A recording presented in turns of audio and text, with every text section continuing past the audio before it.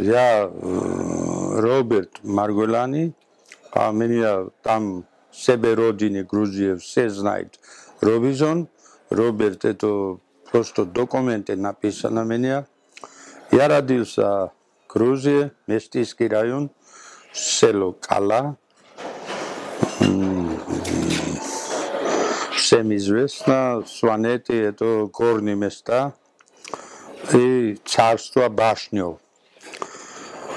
Я стал несколько раз чемпион Местийского района по борьбу, потом чемпион грузинский СССР. Вы понимаете, что тогда так называли наша республика. Так и как все, такой жизнь я продолжал в себе родины. И потом начался национальные освободительные движения. Я включился туда. Я участник 9 апреля, когда войска Советского Союза разгромили наш митинг. И там несколько, 21 человек были убиты, отравлены. И там был это ужас, карательная операция.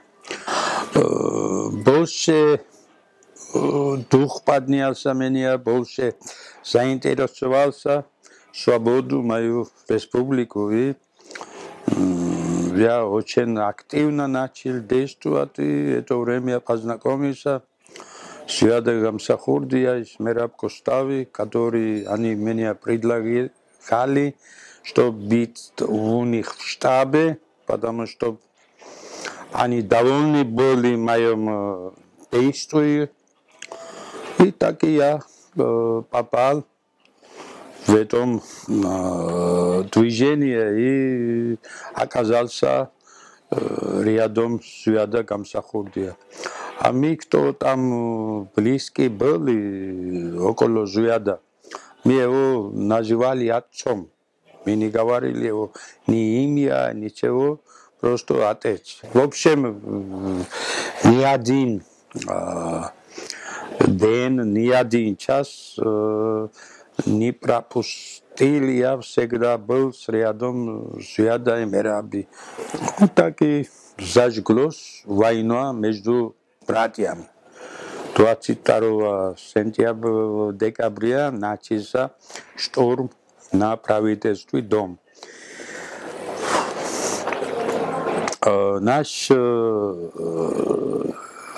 государство, которое Зуяд объявил независимой Грузию, ну, все существовал 1 год. И это был маленький ребенок, который нуждался одеть, пить и ухаживать. Чем смогли, удерживали нападения, отбивали их. Тогда при Советском Союзе в школе были учебные автоматы. И эти учебные автоматы из школы мы забрали, там ремонтировали. И с этим воевали. 2 стрелял, 2 уже отказался. Вот мы нас приняли армянские пограничники, там же был какое-то здание. И заселили нас туда. 2 дня ночевали мы там. И правительственный никакой это не был. Внимание не обратили нас. Потом 3-й день нас перевели там в горах. Как сказали, объяснили нас, это был бывший санаториум этого металлургов. Там отдых. И там один дорога шел, и все, остальные кругом горы и скалы, никуда не сможешь уходить, только один это дорога, и все. И весь это освободительный народный грузинский движение, я был рядом с ним, и уже хочешь не хочешь, автоматически стал я охранником, ну, конечно, нелегально, и мы все нелегальны были, и куда не пошел Зияд, мы же весь Грузию ходили, в районах, городах, призывал людей, митинги проводил, я всегда рядом был. И именно в машине, в которой Зияд сидел, всегда я сидел впереди. Это он сам решал все. Потом был один начальник охраны, и его выгнали. Потом был второй начальник охраны, тоже выгнали. И потом сам Зияд сказал, что вот мой охранник, начальник охраны будет Провизор Марголани. И так и он сам назначил меня своим личным начальником охраны. В 1991 году, 18 или 17 ноября назначили, ну, там указ написали 28 декабря. И потом, как начали, ну, воевать, мы в бункере шли, и я всегда рядом с ним был, у меня не был ни отдых, ни спать, ничего, лишь бы, чтобы мой любимый президент, он был моим отцом называли, я говорил, потом большим братом, и он был для меня герой святой, который мой родина освободил и привез независимость Грузинской республику. Он для меня все был, и так и осталось, и сегодняшнее тоже в моем сердце сидит его имя. Так я стал его начальником охраны и до конца его жизни. Вот это, когда переселили туда из металлургического пансион, из Еревана президент прислал людей, и с Грузии делегация приехали, которые хотят встретить Зияда, что как-нибудь Зияд должен им подписать, чтобы он добровольно дает власть.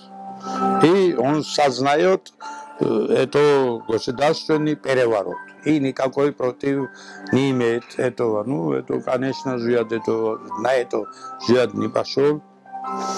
Где-то около 2 недели там поторчали в Армении. Армения не хотела нас никуда отпустить. Даже хотел, чтобы чисто сдавать, Зияда арестовать и передать в их руках. Это время мы как в Армении вошли, 2 человека Зияд послал в Чечню, в Джохара, и чтобы объяснить обстановку.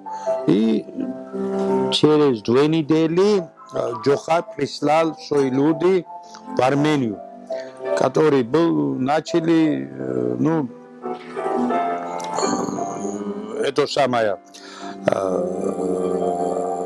переговоры, чтобы Зияду пусть дают дорогу. И в конце концов согласились. Там Джохар давил очень сильно Петросяну, и у него не осталось никакой это самое. И в конце концов согласился, и потом из Чечни прилетел грузинский пилот Заурбедия. Молодец мужчина, большое его спасибо, он настоящий герой. И нас разрешили, только тот день разрешили от этого Карак приехать на Ереван. До этого нас там держали. У нас не было пищи, там был очень холод, и мы даже горючий купили за пистолета. Один Макаров отдали 300 литров, это 300 или 500 литров бензин дали нас. Потом там один хороший мужик встретили, который там и Джеване города имели рестораны. Он возглавил, дежурил, в селе собирал кушать, и они передавали нас. А у нас там не было ничего, и власти никакое внимание не обращали. Просто дали крыша, чтобы дождь не шел, снег не шел, остальные там ни света, и очень холодно был в январе. Вы сами понимаете. Посмотрел на нас Бог с помощью Джохара и перелетели Грозно. И Грозно, когда прилетели, там встретили в аэропорте, прямо повезли нас в резиденция президента. И туда пришел Джохар, и я первый раз тогда познакомился с Джохаром. После этого дня он ни один день не пропустил. Вечером, когда работу заканчивал, 10-11 часов приходил, жияду. Иногда то забирал, а иногда там сидели. В Чечне, например, Джохар же уступил свою резиденцию, мы там жили. Красный дом, кирпичный, очень хороший, там остановили. Помню, бильярд играли Джохар и Зияды. Потом перешли, теннис играли, разговаривали, думали и решали, как создать единый Кавказский дом. И они очень, как родные братья, так тепло и уважительно относились друг к другу. И мне это очень радостно и приятно было. И чеченцы очень, я могу сказать, что как родного сыновья, так приняли нас. Даже я помню, Христос воскрес день, пришли это старейшие чеченцы и привезли подарок большой баран Зияду. Баран подарили, честь это самое. Джохар тот день, когда был Пасха, объявил это самое. Нерабочий днем весь Чечне. Больше уважения я не понимаю, чтоб кто-то что такое это сделал мусульманское государство, чтобы объявить Пасху это нерабочий днем и честь Зияда Гамсахурдия. Так что в Чечне мы нашли свой родной дом. Так считал Зияд и так считаю я. Потому что я, когда услышу, что чеченец, меня сердце радует. Такой теплоту я помню тот 2 года, которые мы там прожили. Всегда, когда он приходил с Зиядом и Зияд с ним уезжал, я всегда с Зиядом был. Он не оставлял, всегда рядом был. Когда я в Чечне находился, но я часто посылал меня в Грузию, Западную Грузию. Кобалия, там и Апснадзе, которые возглавляли все это, и перевели Жиада абхазскую территорию, Кали, село Илори, мы там где-то 5 дней там побыли. И оттуда Арзимба пришла делегация во главе с этим Апснадзе и предложили Жиада, чтобы если подпишешь независимость этого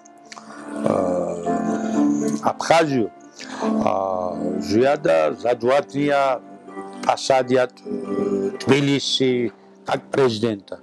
Ну, конечно, Жиад отказался. Я за свой стол и званию я не могу предать Грузию. И через полчаса они дали приказ оставить абхазскую территорию, выгнали нас из Абхазии. И нам уже оттуда эти Балтин, Хедриони, гвардия путчисты, и оттуда Абхазии выгнали, нам некуда было идти, кроме лесу. И мы вышли в лесу, и там родились около 2 месяцев. Там не было кушать, ничего. Мы там собирали в лесу орехи всякие, что попал кушать. И так и мучали, потом в декабре случилось то, что случилось. Из жизни ушел самовольно. Он свою жизнь отдал за Грузию, за независимость Грузии, за тех, кто боролись, умерли. И он не дал возможность снова оккупировать нашу страну и всем дал пример, чтобы за родину можно жизнь отдать. Царство небесное его. Я рядом был комнаты. Одну комнату Жиад и Бессарион были, второй комнате я и второй охранник Бачуки были. Ну, комната, двери не были. И мы смотрели друг друга, эти комнаты друг друга смотрели. Первый я зашел, и я отбирал его из рук ружье, и когда повернул, последний вздох перед меня получился. И так и поступил Джохар. Какая разница, от чего умрешь? Самый главный за дело дал жизнь. И я в данное время считаю, что в 20 веке, 21 веке, 19 веке такие люди, вот это 3 века я могу говорить, в мире не рождались, не родиться. Вот когда Прохраник были Жиада в Чечне, я очень хорошо помню, я могу здесь тоже потом покажу Джохара. Когда выступал, он говорит: мой брат, старший брат, мой учитель, мой соратник, кавказский вождь, из жизни ушел самовольно. И оставил нас героические подвиги, чтобы мы продолжали этот путь, независимость, без объединения, без Кавказской независимости Кавказской. А так сегодня никто не говорит. Джохар первую войну выиграл этого монстра, бывший Советского Союза. Ну, сегодня не говорят это. Ну, придет время, это будет говорить. Песни тоже будет петь. За этого стихи тоже будет читать. За это героичество, которое Джохар совершил вес перед мировой обществом. Вот мы когда в Чечне приехали оттуда, его жена всегда говорит, что вот я знал, что живет, на это был пошел, и вы не оставите меня тут. Потом один звонок был из Москвы, позвонили, чтобы не говорите, говорит сам себе, чтобы убить, говорите, чтобы убить. И с этого дня начался, чтобы Зияди убила. И много сегодня верят, чтобы его убили. А я говорю, я был там, я говорю, что нет, никто не убил. Сам себе. Он отдал жизнь. Это говорит, мне запрещает, это не говорит. Он верующий, не убил бы себе. А неверующий был Шеварднадзе, весь Грузия уничтожил за свой стол. Стол, чтобы не потерять. Абхазию отдал, Осетию отдал. Что осталось? Миша Саакашвили за свой стол. Что осталось? Абхазию отдал, Осетию отдал. А Зияди за Грузию отдал жизнь. А это не хотят. Враги верит. А жена и дети тоже какой-то выгода. Если скажу я, чтобы Зияда убили, значит все. Это решительно. Кто я такой? А если говорю, нет, он сам себе, вот это не говори. А с Зиядом врагами они вино пьют. А меня, который вот не смог могилу идти с ним, меня нападают и ругают. Что ты знаешь, кто убит, не говоришь. За это я здесь. Как это совершился перед день, он не говорит. Совизон, вы молодцы, ребята, хорошие мужчины. Если что-то случится, не бойтесь, здесь похороните. Когда это уже случилось, я второй день послал 2 человека, Бурджанадзе и Кванчеладзе, Грозно. Они первые вошли в Джохару, сказали так, и потом пошли этого семью Манану. Потом сказали, с Джохара послал кого-то и с ними. И потом через 2 месяца я ждал, ни привета, ни ответа, ничего из Грозного, просто через 5 дней я услышал, из радио объявляет эта жена Манан Арчвадзе, чтобы Зияд застрелил сам себе Мегренский какой-то горный село Джихашкари. Вот такое слова он в радио передает. Ну, потом мы там охраняли эту могилу, где похоронили Зияда.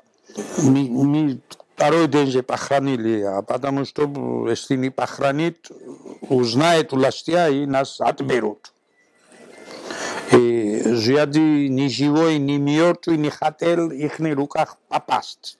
Потому что мы когда шли, это 2 месяца в лесу, он каждый день предупреждал, мы у них в руках живой не попадем. Последний пуля сохраните или лимонка. Если что, мы зарвемся и живой не сдадимся. Каждый день это предупреждал. Ну, потом там похоронили. И где похоронили? Это хозяин дома ко мне прислал человек, верного, кого можно было доверить, боевик, который с нами воевал, чтобы приблизительно говорить, знают, где похоронено. Я взял и ночью выкопал и украл эту тело. И перехранил в другом месте. И уже так, чтобы никто не знал. Я так похоронил его. Никто не знал, кроме меня и мой охранник был один, Геннадий. Не знали и хозяин дома, и все, никто не знал больше. Потом мы когда Грозно перешли, и там настаивался эта жена, что надо Зуяди перехранить Грозно. И никому ни слова, ничего, это самое, никакой эксперт, никакой ничего не будет. Это Джохар назначил комиссия, и эта комиссия возглавляет Яндарбиев, чтобы перехранить Зуяда Грозный. Ну, без всякой, это самое, экспертизы. Никакой экспертизы Грозный должен не происходился. И когда мы перехранили, ну, я знал, где Зуяд, и поэтому с этой делегацией я пролетел в Грузию. Я тот вечер самолеты ночевал, чтобы самолет был чеченской территории. И там не смогли меня это самое арестовать. А то сколько человек послали тот вечер ко мне, мои родственники, близкие, давай пошли туда-сюда. И поэтому не пошел. Второй день перелетели туда, Сенаки. От Сенаки сели, был вертушка. И они, грузинские власти, прокуратура, там КГБ говорит, куда, говорит, полетим, чтобы там заранее приготовить охрану туда. Я говорю, никакой охраны не надо, я заранее, зачем я ему скажу, потому что они могут украсть тело. И перелетели, один круг дали, эту Чехашкари село, не смог я точно запомнить из воздуха. Ну, второй круг уже узнали, посадили там, и выкопали тело и перехранили Грозно. Так что такой ужас, такой это прошел на моем голову, что я даже удивляюсь, что я как живой и как нормально мыслю сегодня.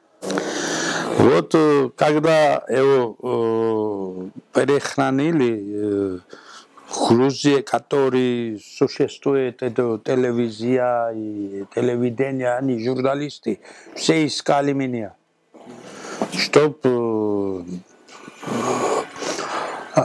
сын заявил, это Константин, чтобы ее кости поломаны, невозможно, говорит, собрать. И как это говорит? Меня спрашивают. Я говорю, наверное, тогда они какого-то чеченского боевика кости перехранили сюда. Потому что мы когда Зуяда перехранили Грозный, там все осмотрели, и никакой след не был, ничего. Ни питких, ни поломанных, ничего следа. Через 15 лет там весь Грозный так бомбили, что вверх ногами стали. Или в этом гробе попал снаряд. Или чужой. Или это поломался гроб. И давил, и поломал эту кость. А потом они совершили там экспертизу в Ростове. Но с сегодняшнего дня никто не знает, что там написано. Они что хотят, то и говорят, но это не показывает никому. Для меня лично нечего повторять. Я теплоту и братство отношу чеченского народу. который не это два герои показали, как они дружились и уважали друг друга. Я это никогда не забуду, пока живой. Ну, где я был, я не был до сегодняшнего дня, я везде это говорю, всем рассказываю.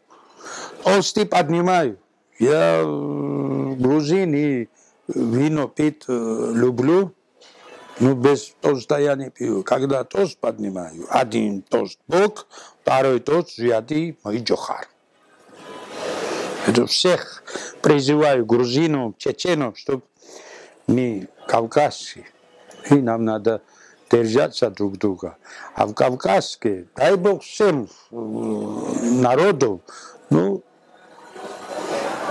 в этом последнее время чеченцы поддержали дух своих предков, что такое мужество всех показал, и Грузия, святые свои соратники весь миру показывали, что такое свобода и что такое жизнь, независимость. А не борьба с ружьем, а борьба с умом. А это весь мир, Зиад Гамсахурдия, поставит на коленях. Царство небесное него.